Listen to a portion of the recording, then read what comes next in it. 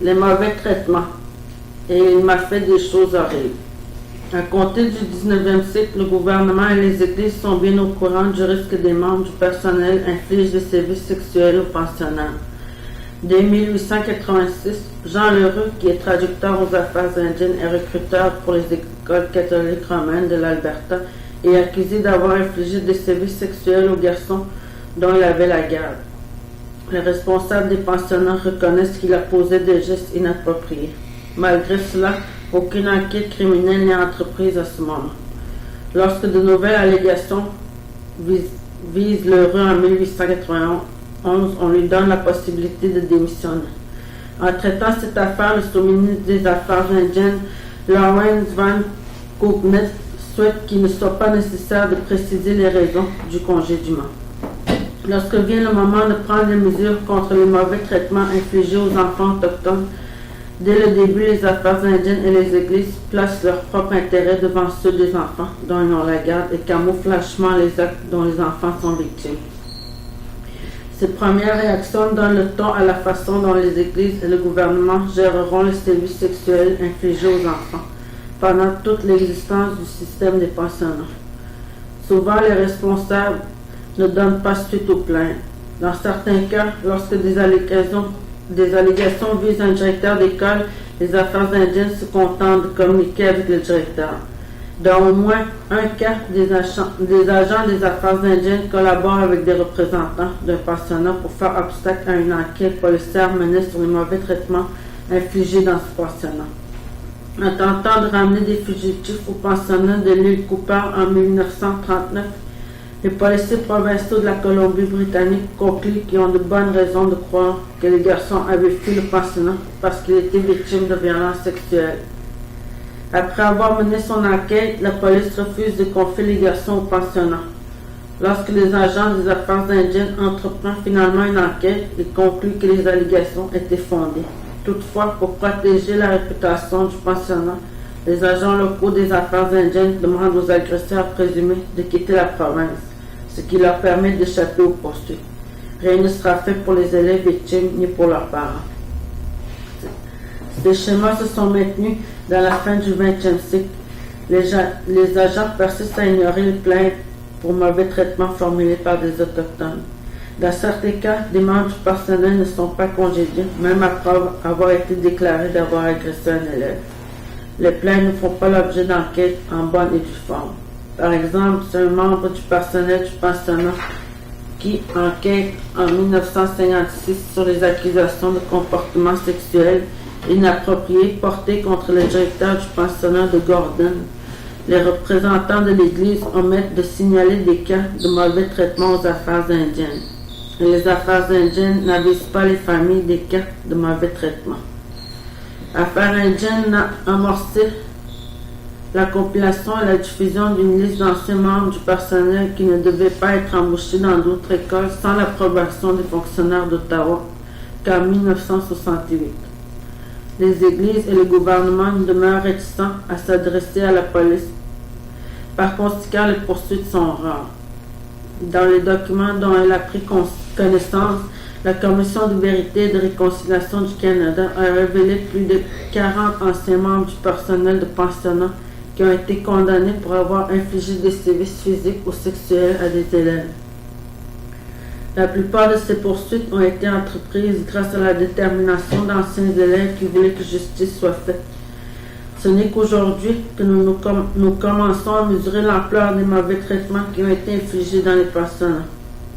Le 31 janvier 2015, le processus d'évaluation indépendant établi dans le cadre de la Convention de règlement relatif aux pensionnats indiens avait reçu 37 951 réclamations pour des blessures découlant de violences physiques et sexuelles infligées dans les pensionnats. Le PEI est un mécanisme qui sert à indemniser les anciens élèves qui ont subi des violences sexuelles et physiques dans les pensionnats et les préjudices qui découlent de ces violences. À la fin de 2014, le PEI avait résolu 30 939 de ces réclamations et accordé des indemnités de 2 699 000 $. Le paiement d'expérience commune établi en vertu de la CRRPI servait à indemniser les personnes qui ont fréquenté une école qui fait partie de la liste des écoles approuvées de la CRRPI. Le PEC a admis les réclamations de 78 748 anciens élèves des pensionnats. Les réclamations d'indemnité en vertu du PEI pouvaient être présentées par les élèves non pensionnaires qui ont subi des sévices à l'école, mais la très grande majorité des réclamations en vertu du PEI ont été présentées par d'anciens pensionnaires. Le nombre de réclamations d'indemnisation pour sévices équivaut à environ 48% du nombre d'anciens élèves qui étaient admissibles pour faire ce type de réclamation.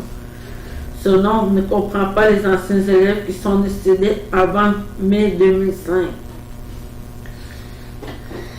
Comme le montrent les chiffres, le mauvais traitement contre les enfants était généralisé.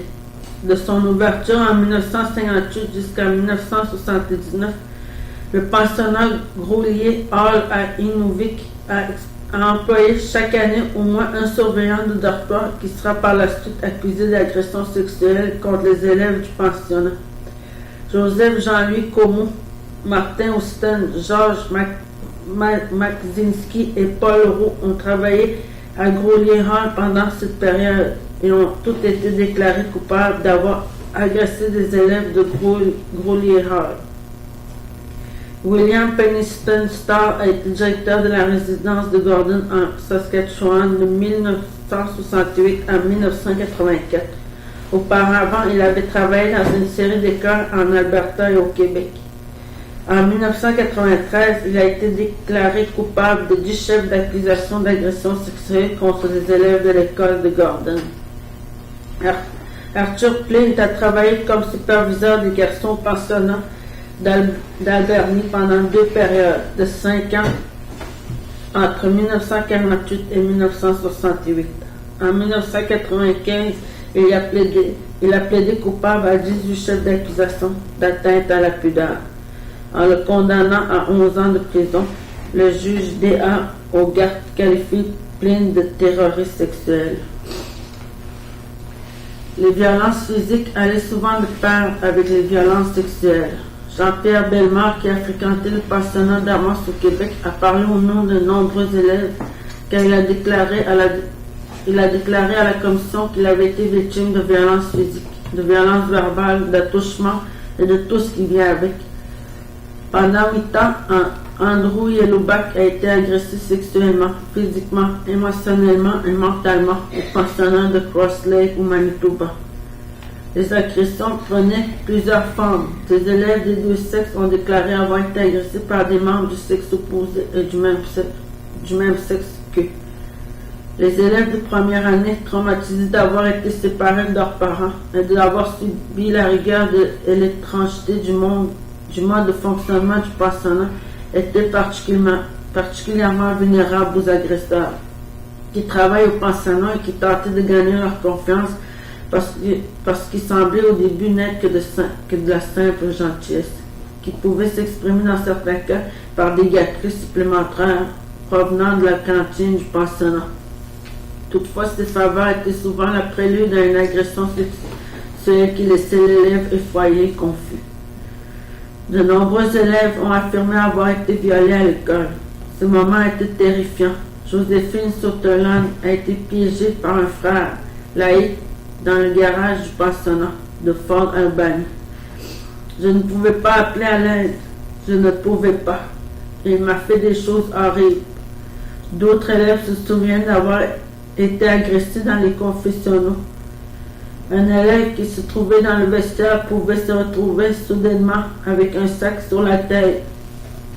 Les sévices pouvaient commencer lorsqu'un élève recevait l'ordre de se présenter aux douches au milieu de la nuit ou d'aller dîner dans la chambre d'un membre du personnel.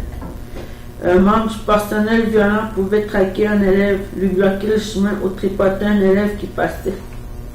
Les filles ont raconté que des membres du personnel profitaient de leur naïveté et se frottaient contre elles sexuellement pendant qu'elle était assise sur eux. Les mauvais traitements prennent aussi la forme d'actes humiliants de voyeurisme. Certains membres du personnel insistaient pour regarder les élèves prendre leur douche. Certains surveillants dortoirs utilisaient leur autorité pour instaurer des systèmes de service dans tout le dortoir. De nombreux élèves ont décrit le climat de peur et d'angoisse qui envahissait les dortoirs le soir venu. Ils se couchaient tôt de peur d'être convoqués dans la chambre du surveillant. Afin de se protéger, certains élèves tentaient de ne jamais être seuls. Les élèves plus âgés tentaient parfois de protéger les plus jeunes. À leur arrivée à l'école, de nombreux élèves avaient peu de connaissances ou de compréhension de l'activité sexuelle, et encore moins des types de violences sexuelles auxquels ils allaient parfois être exposés. Après avoir suivi des services, il était blessé, déconcerté, se retrouvait souvent sans amis ou était ridiculisé par les autres élèves.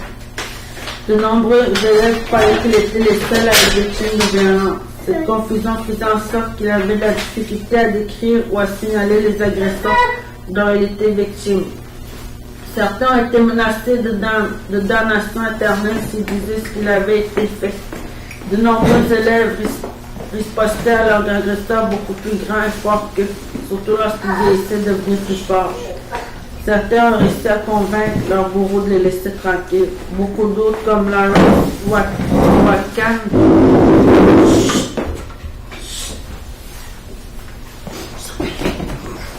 ont conclu qu'il n'y avait rien à faire. D'autres élèves fuyaient l'école pour échapper au service. D'autres suppliaient leurs parents de ne pas les renvoyer au pensionnat à la fin d'un congé. Certains élèves n'ont jamais révélé qu'ils avaient été victimes de sévices parce qu'ils craignaient qu'on ne les croit pas. D'autres élèves qui ont parlé ont été blâmés. Dans certains cas, les autorités scolaires ont pris des mesures immédiates lorsque des cas de sévices leur étaient rapportés, mais ces cas étaient exceptionnels. Ces élèves ont expliqué à quel point ils se sont sentis trahis lorsqu'aucune mesure n'a été prise à la suite de leur plainte. D'autres avaient simplement trop honte pour parler des sévices. Des membres des familles refusent souvent de croire les témoignages du sévice des élèves qui intensifient leur isolement et leur souffrance. En particulier dans les familles qui avaient adopté le christianisme et qui n'arrivaient pas à croire que les représentants de Dieu qui s'occupaient de leurs enfants puissent faire des choses pareilles. Les répercussions des agressions étaient immédiates et durables. Les agressions rendaient les élèves incapables de fonctionner dans l'école et amenaient de nombreux élèves à adopter des comportements autodestructeurs. Les services infligés aux enfants par des membres du personnel croyaient un environnement favorable à la violence entre les élèves. Chaque système scolaire doit composer avec des cliques d'élèves et des conflits entre élèves. Cela fait partie du processus de socialisation. Idéalement, l'école prend des mesures correctives et enseigne aux élèves comment il faut traiter les autres, en plus de donner l'exemple. Le personnel des pensionnats avait la responsabilité d'adopter ces comportements et de protéger les élèves et les empêcher de devenir victimes. Dans de nombreux cas, les pensionnats n'ont pas offert cette protection. Les conflits entre élèves ne sont pas exclusifs au pensionnat, mais ils prennent une plus grande dimension dans un pensionnat lorsque les enfants ne peuvent pas se tourner vers les adultes de leurs parents pour obtenir du réconfort ou de l'aide et pour obtenir la réparation. Les élèves étaient en outre coupés des influences morales de leur lieu d'origine. Ils étaient au contraire vulnérables et laissés sans protection. Les pensionnats ne sont pas acquittés de leur responsabilité de protéger les élèves contre les autres élèves. Les élèves plus grands ou plus âgés utilisent la force ou la menace de la force pour dominer les plus jeunes. Dans certains cas, ils utilisent ces dominations pour contraindre les élèves plus jeunes ou plus petits à prendre part à des activités sexuelles. Dans d'autres cas, les agresseurs forcent les élèves vulnérables à leur donner leur gâterie, leur nourriture ou leur argent, ou les forcent à commettre des vols pour eux. Les brutes pouvaient également assouvir leur instinct sadique en battant les plus faibles. Les brutes intimidaient seuls ou en groupe. Ces groupes naissaient souvent lorsque des élèves faisaient front commun pour se défendre contre la violence qui régnait à l'école. Mais au fil du temps, le groupe lui-même prenait des caractéristiques d'agresseurs. Parfois, ces groupes, en plus de faire passer leur colère et leur frustration sur les autres élèves, cherchaient à nuire au fonctionnement général de l'école. puisque pendant toute cette période, les chefs des églises catholiques et protestants se sont employés à dénigrer l'autre religion. Les conflits entre élèves pouvaient également prendre une couleur religieuse, en particulier dans les communautés qui comptent plus d'un pastorat, notamment à Inuvik dans les territoires du Nord-Ouest. La victimisation d'élèves par d'autres élèves découlait du climat de violence et de coercition du système de pensionnat. Mal nourris, mal logés et privés d'affection, les élèves formaient souvent des groupes en fonction de leur âge, de leur communauté d'origine ou de leur Première Nation. Ces groupes procuraient aux élèves une identité et un statut, mais leur offraient également de la protection et leur permettaient de dominer les élèves plus vulnérables. William Garson se souvient qu'au pensionnat d'Elkhorn au Manitoba, on se cachait toujours dans les coins. Vous savez, on se cachait pour ne pas subir des sévices des plus vieux, des garçons plus vieux, des élèves plus vieux. Percy Thompson a déclaré qu'au pensionnat d'Obéma, un des tyrans est venu me voir en prétendant vouloir me parler, et sans avertissement, il m'a frappé au ventre. Et bien sûr, le cœur me levait et il riait de me voir comme ça. Alice Roper House se souvient de la cruauté des autres enfants à l'école d'Amos au Québec. Vous savez, c'était comme une jungle, comme dans une jungle, on ne sait pas ce qui nous attend, on ne sait pas ce qui nous attend, mais on sait qu'il faut être prudent. Albert Elias trouvait que la salle de cours à l'église anglicane de la Clavique était l'endroit le plus sûr parce que personne ne pouvait me tabasser pendant que j'étais là. Je craignais les récréations, les repas et la fin des cours. La persécution pouvait commencer rapidement après l'arrivée d'un élève. Dans certaines écoles, tous les nouveaux garçons devaient subir une initiation. Denis Morrison a déclaré que chaque nouvel élève qui arrivait à l'école de Fort-France se faisait tabasser. Il vous initie, c'est-à-dire que les autres enfants vous tabassaient. Ce n'est personne d'autre que les autres enfants, les plus âgés. Bob Baxter se souvient que des grands bancs d'élèves se formaient au pensionnat de Sioux encore. Il a déjà été battu et poignardé. Il se souvient clairement que des gens ayant tenté de l'attacher à son lit et lui ayant lancé de l'eau chaude. Clara Keys a déclaré qu'au pensionnat de Fort Albany en Ontario, les filles plus âgées menaçaient les plus jeunes avec des couteaux. Louisa Byron se souvient que les filles au pensionnat de la Chico au Québec formaient des groupes hostiles. Nous nous détestions.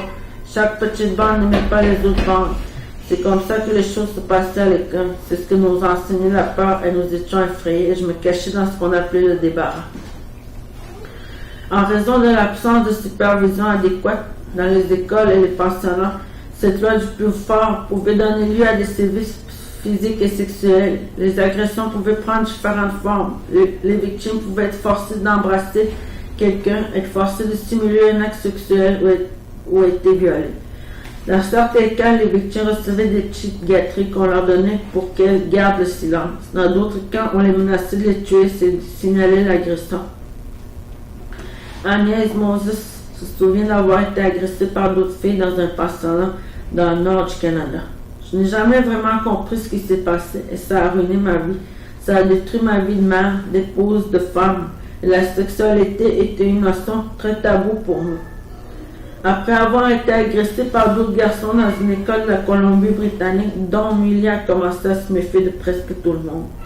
Les seuls amis que je gardais après l'école sont ceux qui font partie de ma famille. Les plaintes étaient rares, puisque les élèves avaient de bonnes raisons de ne pas se plaindre des violences qu'ils subissaient. Certains craignaient que les bruits se vengent s'ils étaient dénoncés. D'autres avaient honte de ce qui leur avait été fait ou encore ne comprenaient pas tout à fait ce qui leur avait été fait. De nombreux élèves craignent qu'on ne les croie pas ou qu'on leur reproche d'avoir mérité d'avoir été agressés. D'autres encore reçoivent d'autres punitions quand ils parlent de ce qui leur était arrivé. Donc, au lieu de signaler les abus, de nombreux élèves choisissent de riposter, de se faire admettre dans un groupe qui les accepterait et dans lequel la violence pouvait être combattue par la violence, ou encore de souffrir en silence.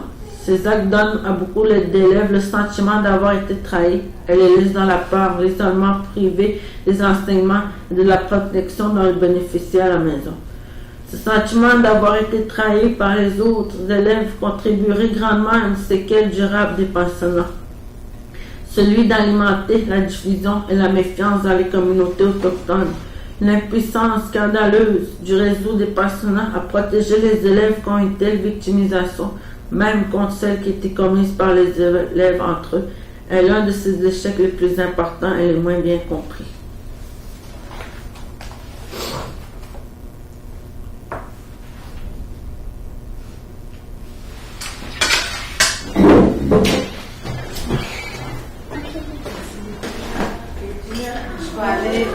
Je vais aller fermer l'enregistrement.